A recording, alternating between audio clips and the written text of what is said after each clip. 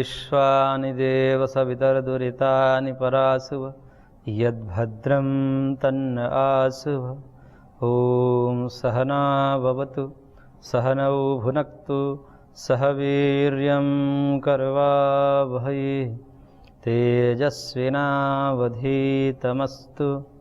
मा विद्विषावहै। ओम शांति शांति शांति। ओम श्री परमात्मने नमः। योग दर्शन के साधन पाद पे सूत्र संख्या 15 पर हम विचार कर रहे थे। परिणाम ताप संस्कार दुःखैर गुण वृत्ति विरोधाच्य दुःखमेव सर्वम विवेकिनः, कि जो वैषयिक सुख हैं सुख काल में भी विवेकियों के लिए दुख ही होता है। उसके लिए 4 कारण बताए: परिणाम दुख, ताप दुख, संस्कार दुख और गुणवृत्ति विरोध दुख। जिसमें परिणाम दुख को समझाने के लिए भाष्यकार ने कहा, पहले सुख और दुख को समझाया कि सुख दुख क्या है। उसके लिए कहा कि या भोगेषु इंद्रियाणाम तृप्तिः उपशांतिः तत्सुखम। देखिए कितनी बढ़िया परिभाषा दे रहे हैं सुख की, कि जो इंद्रियों का भोगों में जो तृप्ति मिलती है, तृप्ति का मतलब क्षणिक तृप्ति, उपशांति जिसको कहा गया, कि ये इंद्रियां जितनी ही चंचल रहती उतना ही दुख होता है। जैसे सुख की इच्छा में, तृष्णा में इंद्रियां चंचल हो जाती है, क्योंकि वो अभावग्रस्त होते हैं। उसके अंदर कामनाएं जब आती है तो इंद्रियां चंचल हो जाती है उस चीज को पाने के लिए। उसको पाने के लिए इंद्रियां चंचल हो जाती है। जैसे लंबे समय तक कोई सो जाए तो आंखें अब रूप देखने के लिए ललायित हो जाएगी। लंबे समय तक उसको अंधेरे में डाल दिया जाए, उसके सामने कोई रूप नहीं रहे, रूप का अभाव हो गया, अब उसकी इंद्रियां जो है देखने के लिए चंचल हो जाएगी, कुछ रूप देखें। लंबे समय तक किसी व्यक्ति को ऐसे एकांत में छोड़ दिया जाए, कुछ सुनाई नहीं दे रहा है वहाँ पर, उसके कान कुछ सुनने के लिए तरस जाते हैं। कुछ भी सुनाई दे उसको, जो है उसकी इंद्रियां चंचल हो जाती है। और वो चंचलता ही दुख है। और वो जैसे ही वो वस्तु, वो विषय प्राप्त होते हैं तो थोड़ी देर के लिए इंद्रियां शांत हो जाती है और उसको आनंद आता है, उस आत्मा को आनंद आता है। उसी को कहा कि जो भोगों में इंद्रियों की तृप्ति है अर्थात उपशांति है। तृप्ति का मतलब क्षणिक तृप्ति है, यहाँ पर उपशांति शब्द से कहा महर्षि ने उसको, तत्सुखम, वही सुख है। यानी कि लंबे समय तक तृष्णा से ग्रसित जो जीव हैं उसकी इंद्रियों को कुछ कालों के लिए विषय भोग उपस्थित हो जाए, उसको भोग ले, तो उस भोगने के समय उसकी इंद्रियां थोड़ी सी शांत हो जाती है, थोड़ी शांत हो जाएगी। जो व्याकुलता उसके पूर्व में थी वो व्याकुलता नष्ट हो जाएगी। जैसे जो तड़पन भूख लगने से पूर्व होती है वो भोजन के बाद नहीं होती है।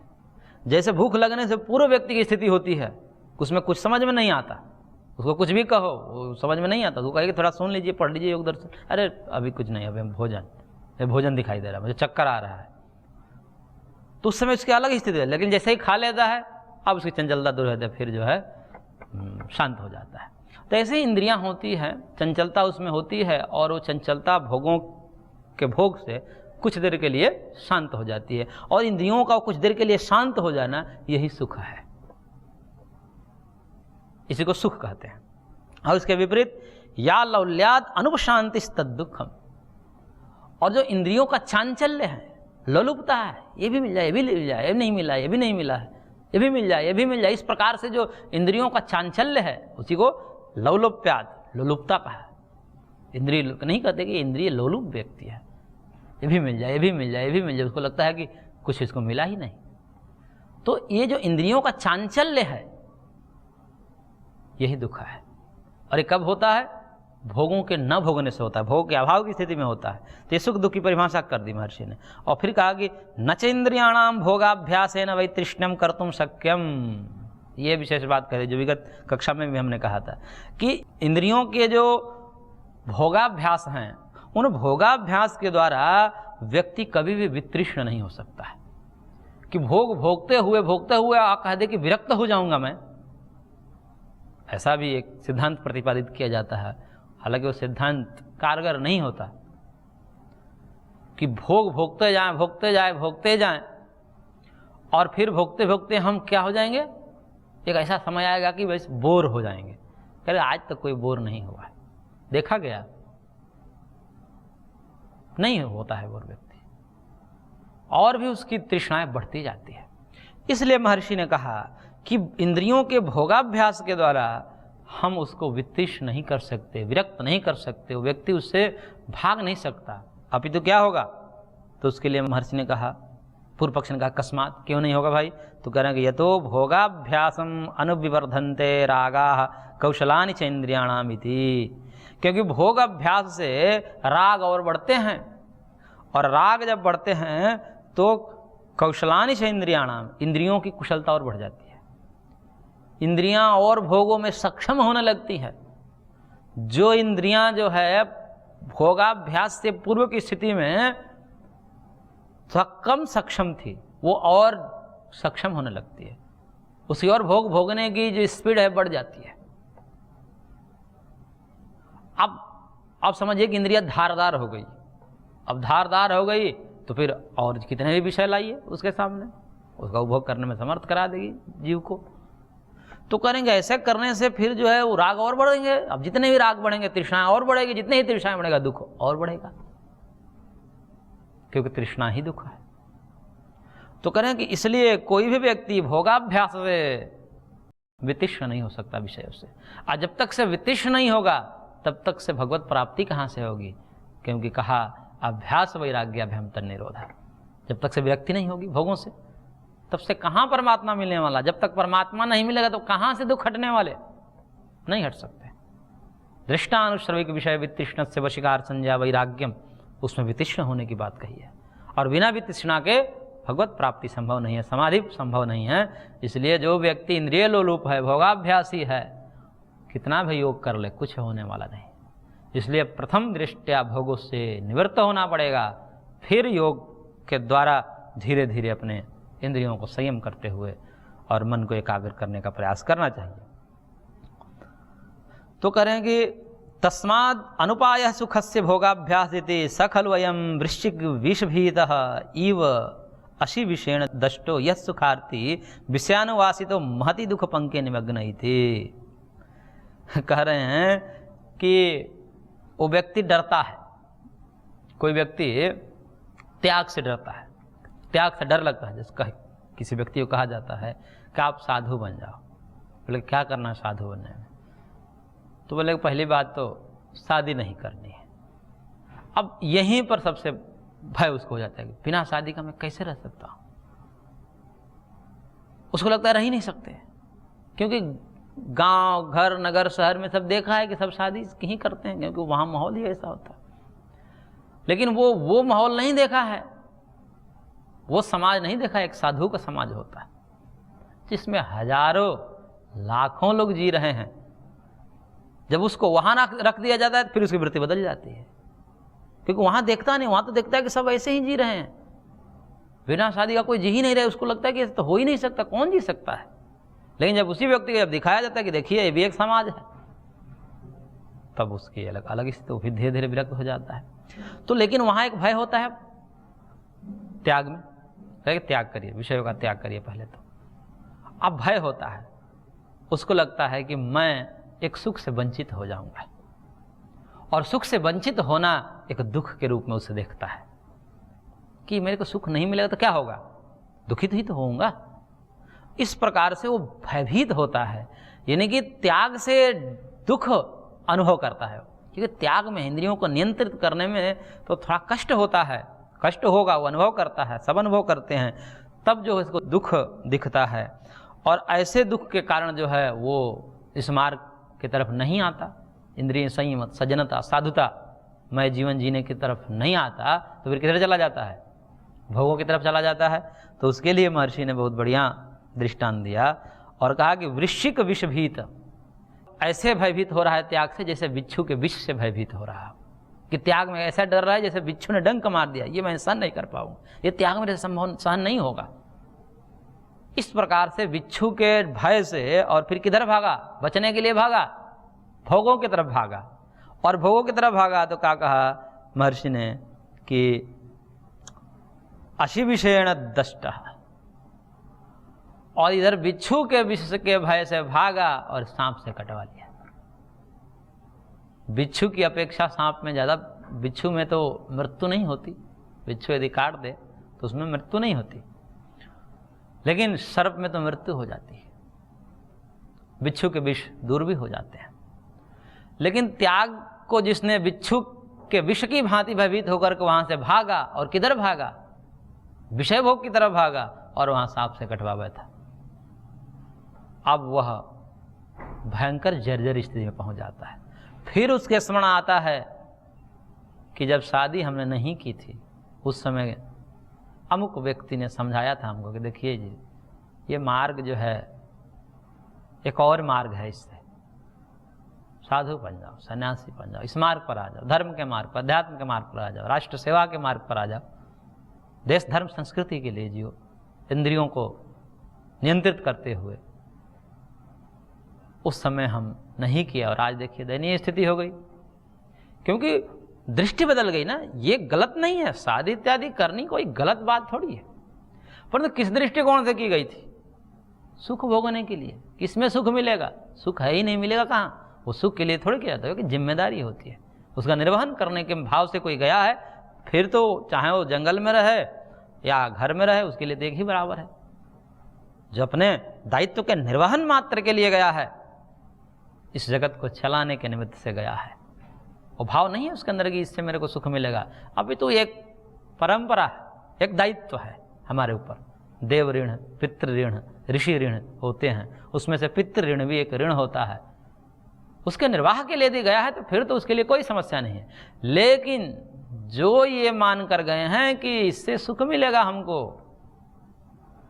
फिर तो उनको जो है दुख भोगना ही पड़ेगा। तो इसलिए भगवान भाष्यकार कह रहे हैं कि वह वृश्चिक के विष से भयभीत होकर के सांप से कटवा बैठता है और महती दुख पंके निमग्न नहीं थे, फिर महान दुख के कीचड़ में फंस जाता है। ऐसा परिणाम दुखता नाम प्रकृतिकूला सुखावस्थायाम अपनी योगिनम एवं क्लिश्नाति। कह रहे कि ये है परिणाम दुखता। उस समय समझ में नहीं आया, लेकिन बाद में परिणाम में दुख मिला, और परिणाम में दुख मिलने से ये जो है प्रतिकूल सुखावस्था में भी इस प्रकार से जो है सुख की अवस्था में भी योगियों को दुखजनक प्रतिकूल ही दिखता है। ये केवल योगिनम एवं क्लिश्नाति, ये केवल योगियों को ही कष्ट देता है। यदि कोई योगी है और उसको विषय सुख मिल रहा है, वो भयभीत हो जाता है, डरता है उससे, ना ना ना ना दुख आ गया है इससे। भले ही वर्तमान में सुख मिल रहा है, लेकिन जिसको भान हो गया, जिसको ये ज्ञान हो गया कि मीठा ज़्यादा खाने से डायबिटीज होती है, प्रत्यक्ष कर लिया दूसरों में, अपने में क्या करना है, दूसरे में करना है। दूसरे कई लोग को देख लिया और जर्जर स्थिति में देखा है कि पहले वो कैसे थे, लेकिन लोग उनको मनाते थे कि इतना मत खाइए, लेकिन नहीं माने, और फिर उसके परिणाम स्वरूप जब भयंकर रोग से ग्रसित हो गए, तब वही शरीर कैसा था अब कैसा हो गया। अब ये सब उदाहरण सामने हैं। इसको देख करके अब किसी के सामने मधुर द्रव्य आते हैं, फिर वो डरता है कि नहीं नहीं नहीं, बहुत लोगों को हमने देखा है, इसलिए नहीं, हमें ज़्यादा नहीं खाना, सीमित मात्रा में यदि लेना भी है तो ले सकता है, लेकिन अतिरिक्त अति मधुर आदि का सेवन करने से डरता है। तो ये किसको हो सकता है? जो विवेकी हैं, जिनको ये सब ज्ञान है, परिणाम का बोध है, दूरदर्शी हैं, जो उन्हीं को भोग जो है भोग काल में भी दुख देते हैं, बाकियों को नहीं देते हैं। तो इस प्रकार से परिणाम दुख है। फिर ताप दुख क्या है? तो ताप दुख के लिए महर्षि ने कहा कि ताप दुख ये है कि जैसे एक तो परिणाम दुख थे, भविष्यत्कालिक दुख को देख करके पूर्व में ही सतर्क हो जाना। परिणाम तो अभी आगे आने वाला है, दुख अभी हुआ नहीं है, आगे होगा, उसको ध्यान में रखते हुए पहले ही उसका त्याग देता है। तो भविष्यत्कालिक दुख को ध्यान में रखते हुए जो पहले ही सुख को दुख रूप मान लेना, ये परिणाम दुख के अंतर्गत आता है। ताप दुख का मतलब होता है कि वर्तमान में भी तापित करता है, सुख भी वर्तमान में ही कष्ट देता है। जैसे हमें किसी भी पदार्थ से सुख मिल रहा है, कोई पदार्थ हमारे अनुकूल है, उससे हमें सुख मिल रहा है, सुख काल में भी उसके वियोग रूपी दुख सताता है व्यक्ति को, कहीं ये वस्तु हमसे विलग्न हो जाए।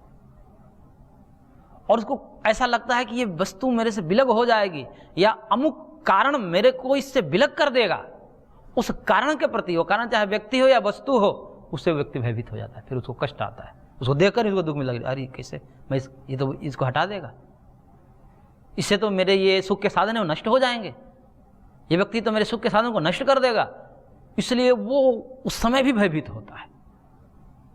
भोग काल में ही, भोग काल में भी भोगों के खत्म हो जाने की, भोगों से वियोग होने की एक पीड़ा होती है उसी काल में। कहीं ऐसा ना हो जाए ये सुख मेरे से चला जाए, इसका भी दुख होता है। कहीं ऐसा ना हो जाए कि ये धन मेरे हाथों से चला जाए। धन है, लेकिन धन होते हुए भी अब चिंतन कर रहा है कि धन यदि कोई छीन लेगा, चोर लूट लेंगे, सरकार ले लेगी टैक्स के रूप में, वो भी उसको सताता है, वो भी दुख लगता है उसको। तो इस प्रकार से ये ताप दुख है। उस समय उसको भोग के जो बाधक तत्व हैं, सुख के जो बाधक तत्व हैं, वो उसको पीड़ा देते हैं, कष्ट देते हैं, वो दुख देते हैं। इसलिए उस काल में भी सुख भोगो काल में ही, सुख के भोग के काल में ही उसको क्या मिलता है? दुख मिलता है। तो ये ताप दुख है। फिर तीसरा कहा संस्कार दुख। संस्कार दुख है।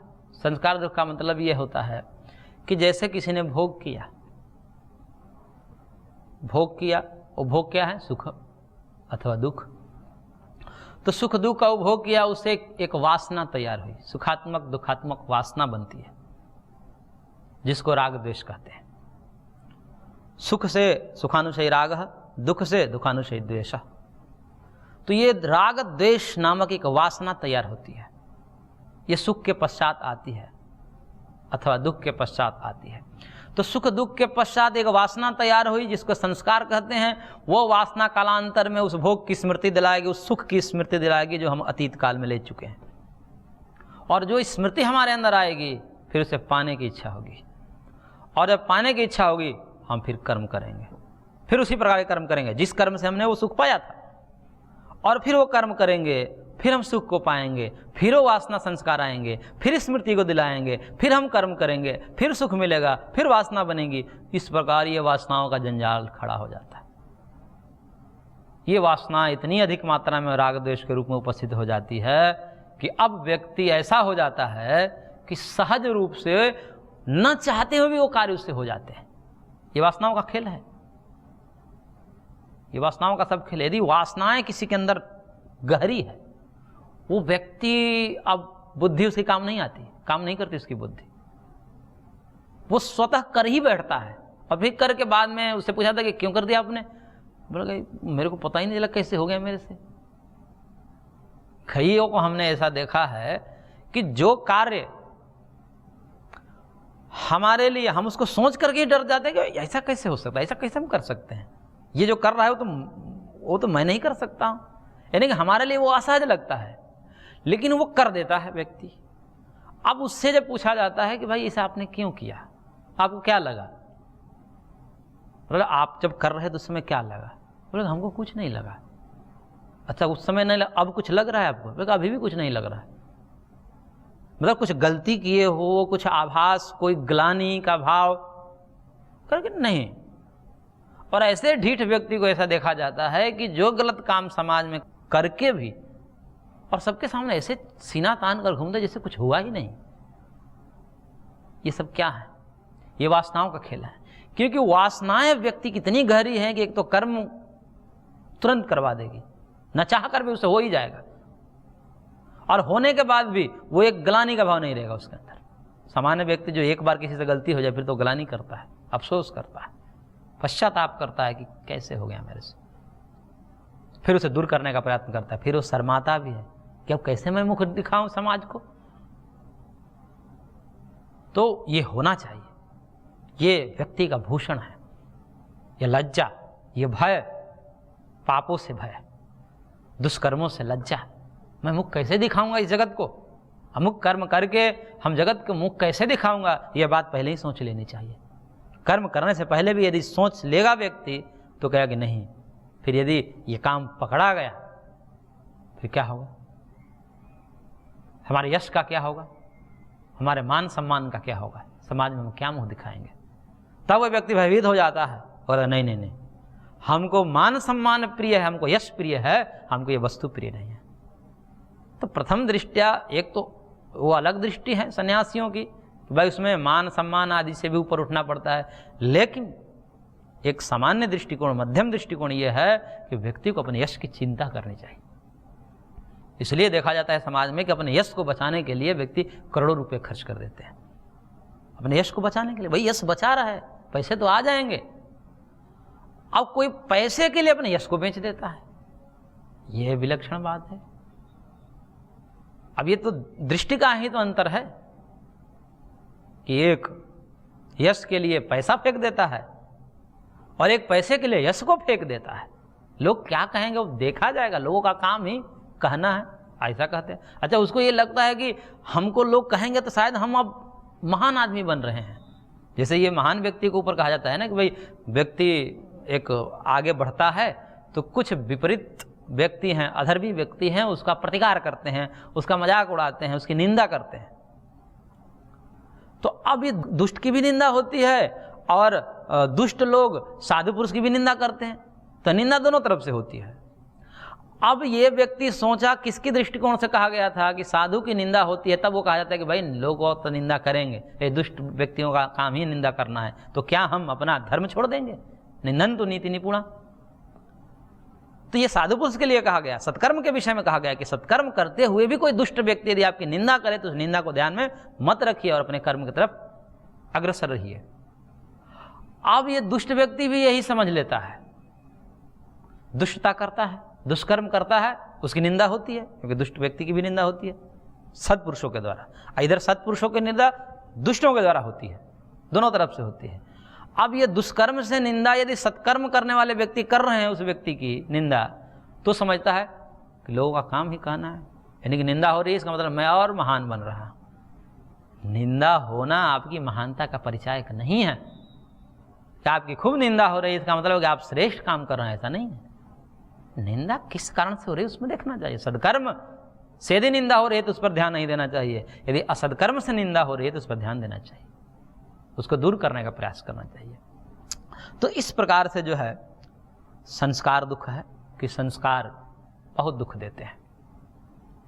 फिर व्यक्ति का स्वभाव इतना सहज हो जाता है दुष्कर्मों के प्रति, अधर्म कर्मों के प्रति, कि वो ना चाह करके भी कितना भी समझाया जाता है, समझ लेता है उस समय कि आगे नहीं करना है, लेकिन फिर जैसे विषय सामने आते हैं फिर कार्य को अंजाम दे देता है।